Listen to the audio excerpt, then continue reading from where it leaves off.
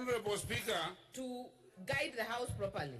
Honorable Not Speaker, mislead the House. I want to agree with you, Honorable Speaker, but now cumulatively, Madam Speaker, all the commissions and appointments on this floor that has happened, no one has come from Kabuchai. I stand my fact, Madam Speaker, and I'm not withdrawing. Honorable Kalasinga, we have only done three appointments today. So it cannot be all cumulative. That would be a misleading statement. Unless you come with the data that all commissions and all that have been passed by this House, no one is from Kabuchai, then you will withdraw that statement. If not, you will bring the statement tomorrow, Honorable Member for Kabuchai. There is nothing out of order. Member for Kabuchai?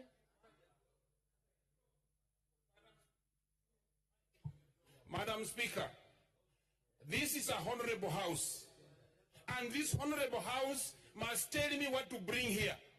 If what I'm saying is wrong, can this House prove to me, Madam Speaker, that we have one opponent from my constituency? I'm not going to apologize, Madam Speaker. I will face the consequences, but the consequences I will carry them on my back because of my people who elected me, Madam Speaker. We have no appointment. Even we are now, this issue of broad-based government, Madam Speaker, is what is hurting us. We want to come to the truth. This broad-based government, Madam Speaker, is eating our 30%. Honorable, we must know this one, out of order. Thank you very much, Madam Speaker. Madam Speaker, I rise on the onset to oppose this appointment. I oppose this appointment, Madam Speaker, with serious facts also that should be listened to. When we talk of gender, Madam Speaker, I'm not opposing because they are women. I'm opposing because, Madam Speaker, in all parts of this country we have women. We have women, Madam Speaker, in Kitale, we have women in Bungoma, and we have women in Busia, Madam Speaker. Every time we pass names on the floor of this House, Madam Speaker, and I hope this House should listen to us. Every time we pass names on this House, cumulatively, Madam Speaker, some names belong to some sections of this country alone. Madam Speaker, it is very embarrassing that when we discuss names, you find that some names are coming from 3 major tribes. And this day we must be able to name, Madam Speaker. Madam Speaker, it hurts us from the names of, even in Bungoma, the name of one Madam Koni Wakwabubi, who appeared even on the nomination list of UDA as a senator. Where the name was dropped, we never knew. Up to now, she's languishing at home. If we have to give names and go to gender, let us balance all over the country, Madam Speaker. Madam Speaker, we passed the names here.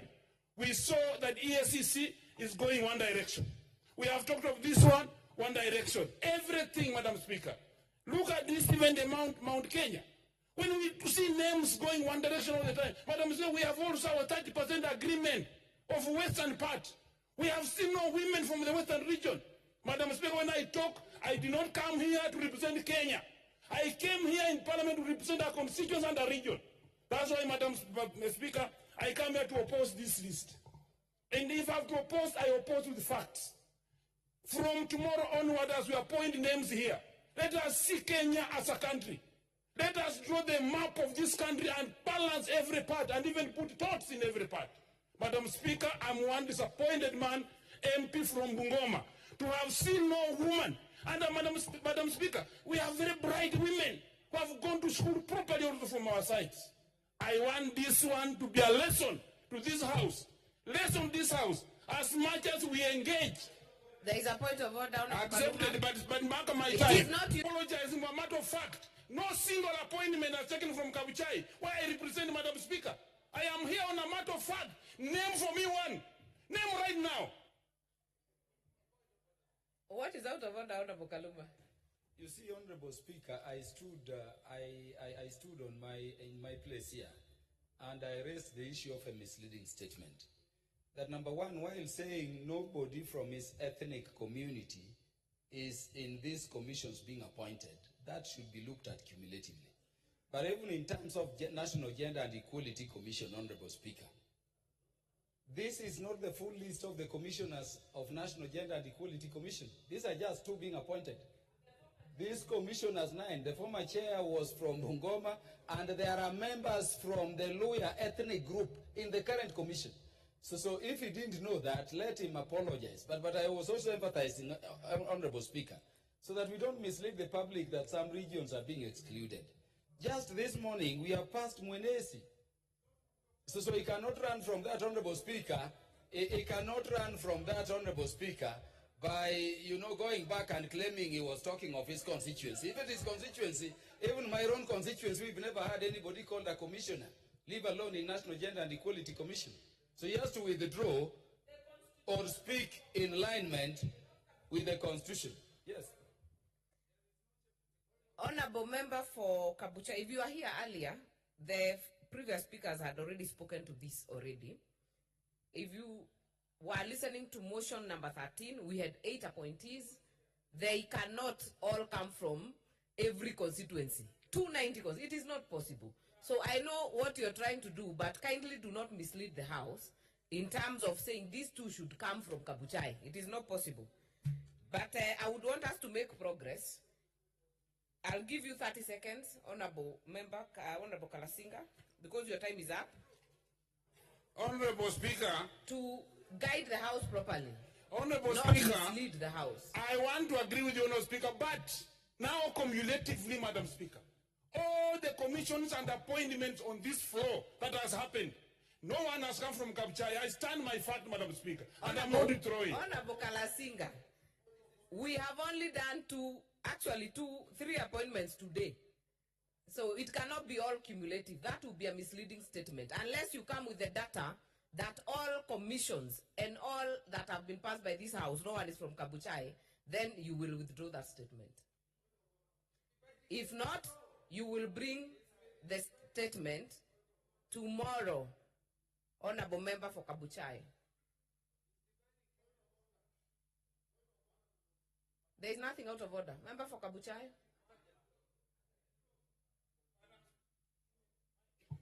Madam Speaker, this is a honorable House, and this honorable House must tell me what to bring here.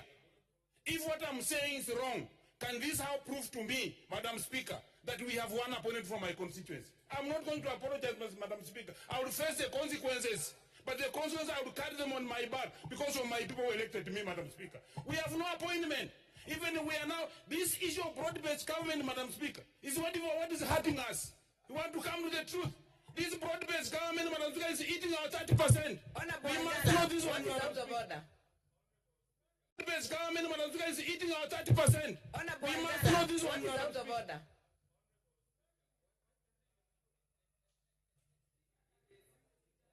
Madam Speaker, thank you for giving me this opportunity. Madam Speaker, we are members of parliament of this country, and this is a national parliament. Madam Speaker, people are not appointed because they are coming from specific constituencies or villages.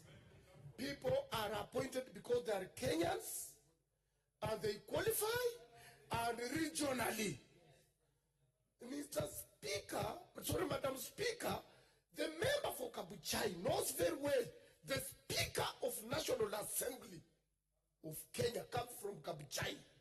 That position alone holds so many positions and is the third in the ranking in this country. Is he in order to insist that any appointment must come from his constituency? Yet we are not complaining. Even today, when they mention of Mwenesu, we know it's from our region. We accept.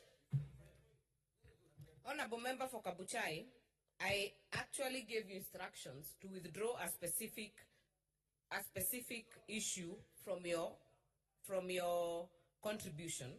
I will remind you, standing under 107A, a member commits an act of gross disorderly conduct if the member, number B, declines to explain or retract use of unparliamentary words or declines to offer apologies despite having been ordered to do so by the Speaker. Thank you very much, Madam Speaker. I will expect you to do exactly as I had said. On the specific matter, not everything, on the specific matter. Madam Speaker, unless you state the specific matters, but on the matter of what I've said, I remain firm I remain firm, Madam Speaker, that what I said, I have knowledge about it, and if there is anything that you want me to prove or I've said wrong, prove to me that this is one person was from my constituency in terms of the appointments that were made on the floor of this House. Madam Speaker, I don't want to apologize, Madam Speaker, because... What is out of order, Honorable Millie? Thank you, Madam Speaker. Madam Speaker, we are in the 16 days of activism on gender-based violence. And gender-based violence comes in many forms. You are sitting on that chair as a speaker, and you are a woman speaker. You must act with authority.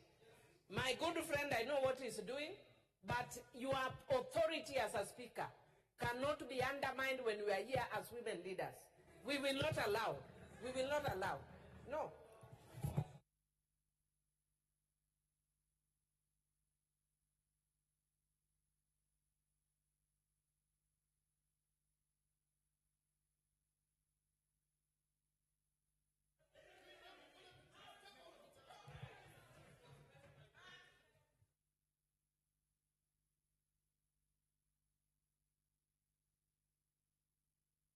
Honorable members, I know there are people, I know Honorable Member for Kabuchai is really hoping I throw him out so that he can look like a hero in Kabuchai. I will not do that. I will not do that. I will not do that, but I will direct that you'll bring that substantiation you have said here to this House tomorrow in the afternoon. If you do not, then consequences will follow. And there is nothing else you have to add. That is guided and is so directed. Honorable